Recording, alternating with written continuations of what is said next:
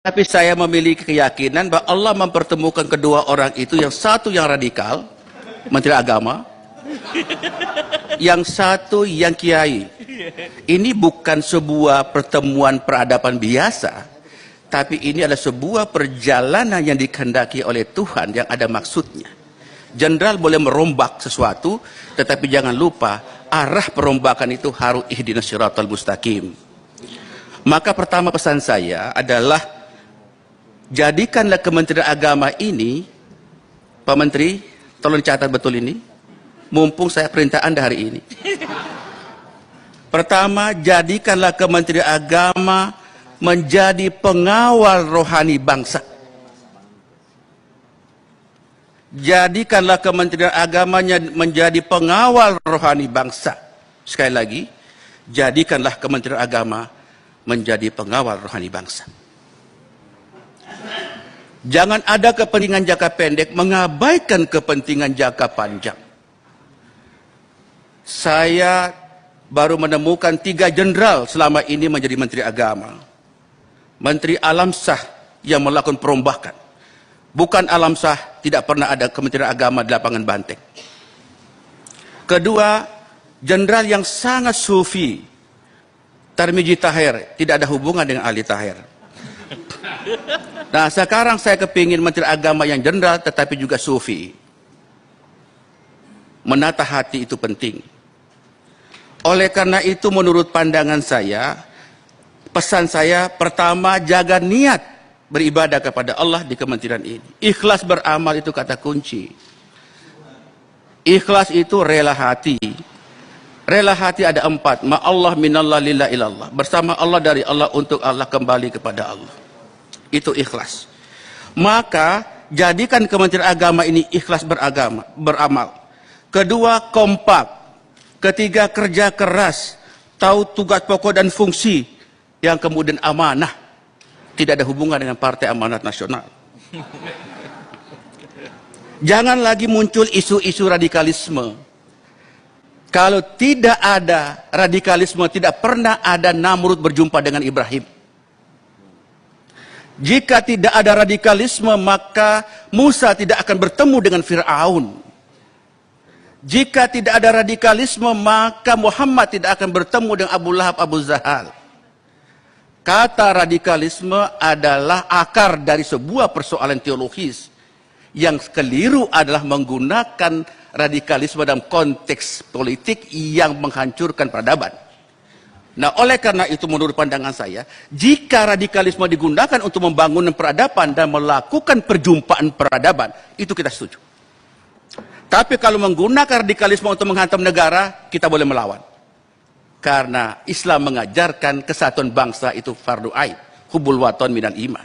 Nah, oleh karena itu belajarlah tentang apa itu agama, Pak Menteri, dan apa itu faith, apa itu religion, dan apa itu faith. Agama pasal 29 itu adalah organisasi, mengatur, bukan isi dalam faith. Faith itu iman, tidak boleh diganggu. Faith adalah Anda bicara soal fungsi agama, anggaran, tugas agama dan pendidikan, itu faith, itu religion. Kerukunan internal umat agama, itu adalah religion. Hubungan antara antar umat agama itu adalah religion. Hubungan antar umat agama dengan pemerintah adalah religion.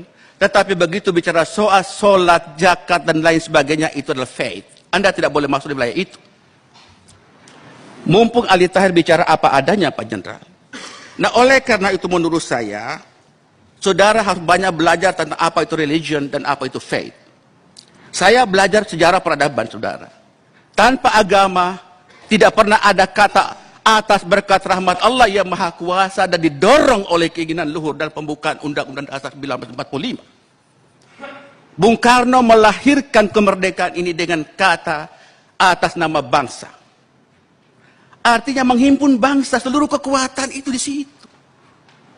Nah, oleh karena itu belajarlah bijak di dalam berjalan ke pelabuhan Nusantara ini. Saudara, hendaklah Menteri Agama menjadi wasit. Jangan sampai wasit Anda berjalan di dalamnya, kemudian Anda kehilangan para pemain, maka Anda berjalan sendirian. Hati-hati. Bisa ditinggalkan umat. Ya. Ini saya bicara apa adanya. Saya ini orang lapis yang paling bawah. Ya, oleh karena itu saudara, saya sayang pada Anda, maka saya bicara apa adanya.